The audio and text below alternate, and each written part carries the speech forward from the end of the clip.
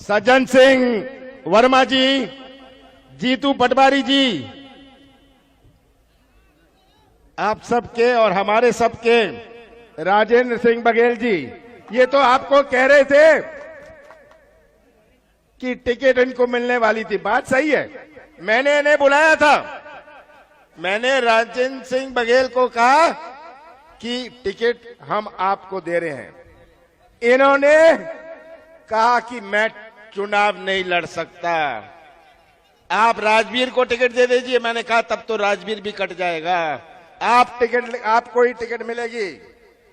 फिर से मैंने इनसे निवेदन किया, ये राजी नहीं हुए। उसके बाद जिन्होंने कहा मेरा स्वास्थ्य खराब है, मैंने कहा स्वास्थ्य खराब है, सर्टिफिकेट दिखाइए, डॉक्टर की रिपोर्ट लाइए। और ये सच बात है, ये डॉक्टर की रिपोर्ट जब लाए, मैंने रिपोर्ट पढ़ी और तब तय किया कि ठीक है, राजेंद्र सिंह जी सही बोल रहे हैं। मैंने सोचा कि ये इनका बहाना है, पर ये जब इन्होंने रिपोर्ट दिखाई मुझे इस बात का यकीन हुआ कि राजवीर को ही चुनाव लड़ाना चाहिए। हमारे अध्यक्ष अशोक पटेल जी, मनोज राजानी जी, कुणाल चौधरी जी, श्याम हुलानी जी, शांतिलाल गामी जी, कैलाश कुंडल जी, मेरे बहुत पुराने साथी कृपा शंकर शुक्ला जी, और सभी यहां आए हुए, इतनी देर से बैठे हुए आदरणीय बुजुर्गों, भाई और बहनों, मैं आपको धन्यवाद देना चाहता हूं। मैं धन्यवाद देना चाहता हूं कि आप इतनी संख्या में यहां आए, आपने कांग्रेस का सम्मान बढ़ाया, मुझे बल और शक्ति दी, मेरा खून भी बढ़ाया। ये सरकारी भीड़ नहीं है, सही बात है, ये सरकारी भीड़ नहीं है। शिवराज जी जाते हैं, कलेक्टर, डिप्टी कलेक्टर, एसडीएम, तहसीलदार को कहा जाता है कितनी भीड़ लाओगे, सरकारी भीड़ आती है। मैंने तो एक कलेक्टर को फोन किया, क्योंकि बहुत भीड़ थी, मैंने कलेक्टर को फोन किया कि तुमने आईएएस बनने में बहुत ट्रेनिंग ली थी, पर तुमने भीड़ जमा करने की भी ट्रेनिंग ली थी क्या कभी? उसने कहा कि मैं तो अपनी नौकरी बचा रहा हूं जी, मैं अपनी नौकरी बचा रहा हूं, यही मेरी ट्रेनिंग है, नौकरी बचा के रखना। तो आप सबका बहुत बहुत धन्यवाद, आप यहां आए और आपने हमें ये मान सम्मान दिया। प्रदेश की तस्वीर आप सबके सामने, ये चुनाव उपचुनाव क्यों, मुझे आपको समझाना नहीं, पर आज प्रश्न एक उपचुनाव का नहीं है, ये आम चुनाव नहीं है, ये उपचुनाव भी नहीं है। चुनाव तो हमारा प्रजातंत्र का एक त्योहार होता है। क्या ये त्योहार है? किस प्रकार हमारे प्रजातंत्र और संविधान का खिलवाड़ किया गया, कैसे सौदा हुआ, सौदे से सरकार बना ली, ये तो आपने सुना। हमने तो वोट से सरकार बनाई थी, इन्होंने तो नोट से सरकार बना ली। और जो संविधान हमारे बाबा साहब अंबेडकर ने बनाया था, पंडित जवाहरलाल नेहरू ने उनके साथ मिलकर बनाया था, वो संविधान में ऐसा प्रावधान नहीं था। प्रावधान था कि अगर कोई सांसद गुजर जाए, कोई विधायक गुजर जाए, तो उपचुनाव होता है। बाबा साहब अंबेडकर ने कभी नहीं सोचा था कि अपनी देश में इस प्रकार की बिकाऊ राजनीति भी होगी। उनके स्वप्न में उन्होंने सोचा था कि अपना देश नैतिकता और सिद्धांतों का सम्मान करता है, पर ये उपचुनाव में हम घसीटे गए। छोटा सौदा तो छिप जाता है, बड़ा सौदा छिपता नहीं है, ये बात आप समझ जाइए। कैसे सौदा किया, और शिवराज जी अब आके मेरे से 15 महीनों का हिसाब मांगते, चिल्लाते फिरते हैं कि कमलनाथ 15 महीने का हिसाब दो। शिवराज जी, मैं हिसाब देने को तैयार हूं, आ जाइए, वहां खड़े हो जाइए, जनता के सामने आ जाइए, आप खड़े हो जाइए। 15 महीने नहीं थे मेरे पास, 2.5 महीने तो लोकसभा चुनाव और आचार संहिता में गए, सही है, 1 महीने इनके सौदेबाजी में गया, मेरे पास तो 11.5 महीने थे। आइए, मैं आपको हिसाब देता हूं, आ जाइए, आप 15 साल का हिसाब किताब दीजिए। आप 15 साल की तो बात नहीं करते, मेरे से हिसाब मांग रहे हैं। किस बात का हिसाब मांग रहे हैं? आपने कैसा प्रदेश मुझे सौंपा था जब कांग्रेस की सरकार 15 साल बाद बनी? ऐसा प्रदेश सौंपा जो किसानों की आत्महत्या में नंबर 1। ऐसा प्रदेश शिवराज सिंह ने सौंपा जहां बेरोजगारी में मध्य प्रदेश नंबर 1। आपने तो टेलीविजन में देखा, मीडिया में देखा कैसे मजदूर आ रहे थे, देखा ना? आपने कभी गुजरात का मजदूर देखा? आपने कभी केरल का मजदूर देखा? आपने कभी तमिलनाडु का मजदूर देखा? मजदूर तो मध्य प्रदेश का, छत्तीसगढ़ का, उत्तर प्रदेश का, बिहार का आपने मजदूर देखा। इन्होंने 15 साल ये मजदूरों का उत्पादन किया। बेरोजगारी में हम नंबर 1, भ्रष्टाचार में नंबर 1, महिलाओं के अत्याचार में नंबर 1। और पिछले 8 महीनों में महिलाओं के अत्याचार में शिवराज जी 8 महीनों में, पिछले 8 महीनों में मध्य प्रदेश को भी नंबर 1 बना दिया। आप रोज पढ़ रहे हैं अखबारों में, क्या हालात हैं? शिवराज जी आएंगे नहीं, उनको हमारे किसानों की आवाज नहीं सुनाई पड़ती, नौजवानों का दुख नहीं दिखता, आंख नहीं चलती, कान नहीं चलते, मुंह बहुत चलता है इनका। चलता है ना मुंह बहुत? कोई भी झूठ बोल लो, झूठ बोल लो, ये तो झूठ को भी शर्मा देंगे, ऐसा झूठ बोलते हैं, हर चीज में झूठ बोल देंगे। किसानों का कर्जा माफ नहीं हुआ। शिवराज जी, मैंने शुरुआत करी थी कि कृषि क्षेत्र में हम एक नई क्रांति लाएं। किसान का जन्म कर्जे में होता है, किसान की मृत्यु कर्जे में होती है। सही बात है। मैंने शुरुआत करी थी कि किसी क्षेत्र में, कृषि क्षेत्र में हम एक क्रांति लाएं, किसानों को राहत मिले। देश के इतिहास में पहली दफे कर्जा जब माफ होता था तो डिफॉल्टर का होता था। मैंने कहा मैं चालू खाते वालों का भी कर्जा माफ करूंगा। सही बात है। हमने चालू किया, पहली किश्त में 21 लाख किसानों का कर्जा माफ किया। दूसरी किश्त में हम आगे बढ़ रहे थे कि 2 लाख रुपए तक का चालू खाते वालों का भी हम माफ करेंगे। 1 जून से हमने 3रा किश्त बनाया था, 1 जून से, कि हम किसानों का कर्जा, पूरा कर्जा माफ कर देंगे।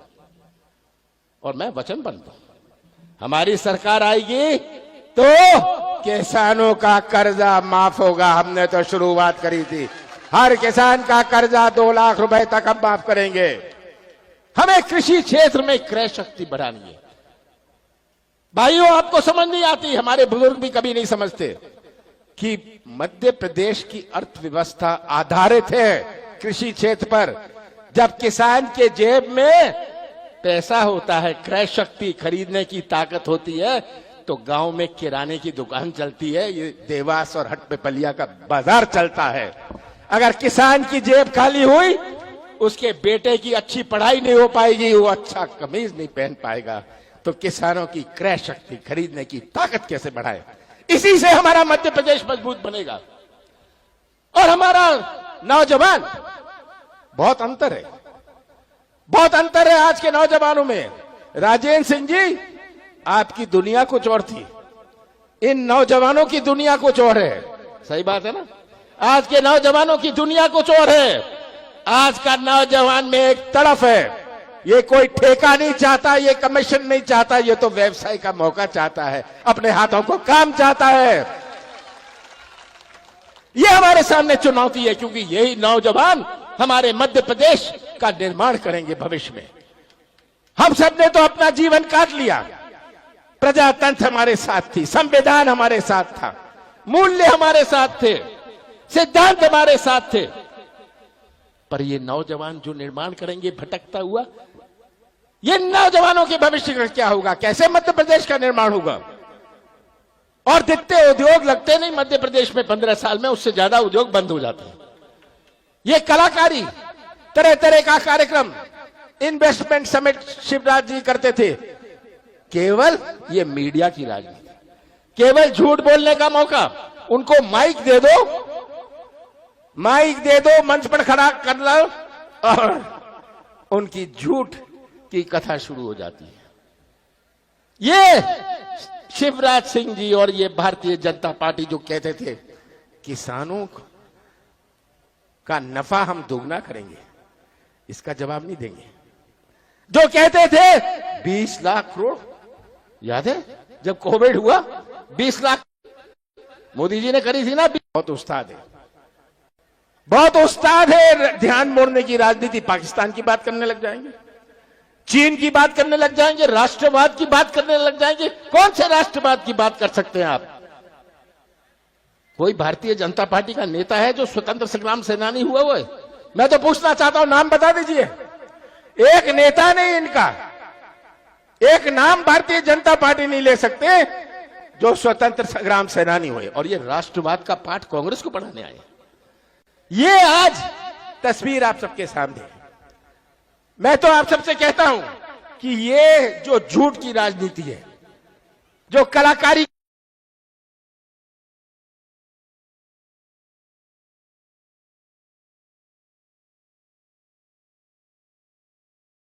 की राजनीति है, इसको आप पहचान लीजिए। मध्य प्रदेश के कैसा मध्य प्रदेश हम बनाना चाहते हैं? 15 साल बाद लोगों ने शिवराज सिंह को को पहचान लिया था। उसके बाद उन्होंने कांग्रेस की सरकार बनाई। हमने शुरुआत करी थी। कौन सी गलती मेरी थी? कौन सा पाप मैंने किया था? कौन सा गुनाह मैंने किया था कि किसानों का कर्जा माफ करना शुरू करें, मध्य प्रदेश की एक नई पहचान बनाए, माफिया के खिलाफ हम आंदोलन करें? क्या मध्य प्रदेश की पहचान माफिया से होगी? क्या मध्य प्रदेश की पहचान मिलावट से होगी? पहचान, नई पहचान बने। मध्य प्रदेश की तुलना छोटे छोटे प्रदेशों से ना होए, पिछड़े क्षेत्रों से ना होए, प्रदेशों से ना होए। मध्य प्रदेश की पहचान बड़े बड़े और विकसित प्रदेशों से हुए, पर हमें वैसा मध्य प्रदेश बना। मैंने शुरुआत करी थी। कौन सी गलती करी थी कि बिजली के निर्णय लिए? कौन सी गलती थी कि हम यहां देश नहीं आने वाला?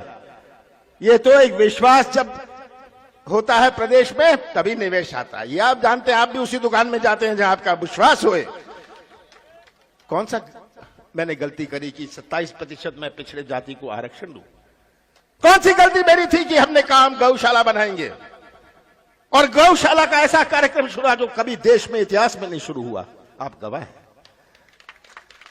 ये सब आपके सामने है। कौन सी गलती करी थी? कौन सा पाप मैंने किया था? मैं बताता हूं। मैंने सौदा नहीं किया, मैंने सौदे की राजनीति नहीं करी। मैं भी सौदे की राजनीति कर सकता था, पर मैंने कहा हम सौदे की राजनीति नहीं करते। कांग्रेस में ये हमारे सिद्धांत नहीं है, कांग्रेस में हमारी ये संस्कृति नहीं है।